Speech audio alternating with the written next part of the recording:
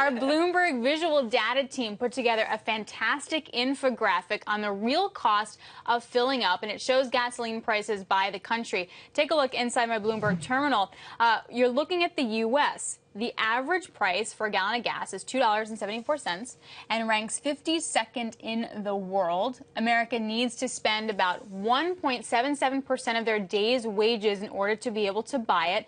And all in all, Americans spend about 2% of their income on gas. I had no idea about that very cool breakdown. No, it's very cool. So joining us now is the man who broke those numbers down, Tom Randall, Sustainability Deputy Editor for Bloomberg News.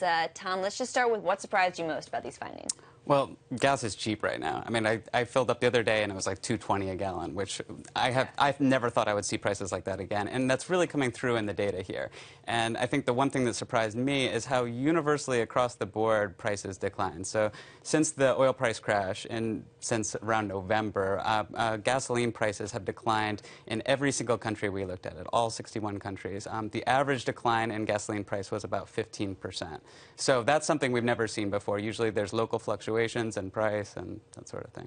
What was interesting, too, in your analysis was the countries where gas is pretty unaffordable. If you take a look inside my Bloomberg terminal one more time, I'm looking at the most unaffordable country, and that's India, about 80% on unaffordability level. Why is that? What does that mean? Well, India is a very interesting example to look at because if you look at their price of gas, $3.95 a gallon, that's not that high.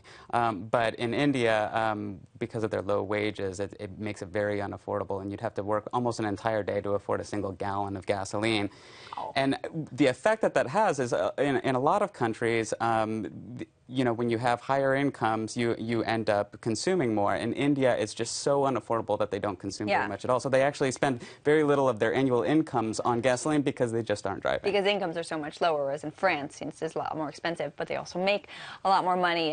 What's the basic explanation for why gas prices vary so much by country? Well, there's basically two main levers on gasoline price. One, you have taxes, which in Europe, and especially Northern Europe, that's where you see the really high gas prices, the $7, $8 a gallon in Norway or the Netherlands that's driving so much electric vehicle adoption.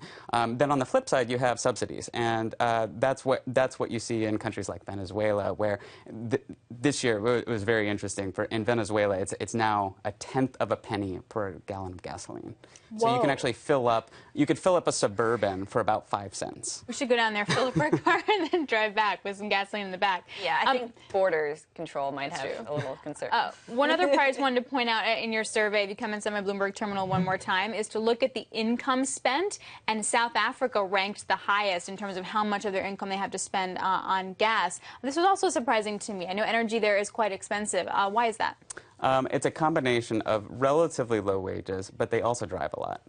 So unlike India, where people don't drive because they really can't afford it, in South Africa they drive a lot, but they also can't afford a gallon of gasoline very much.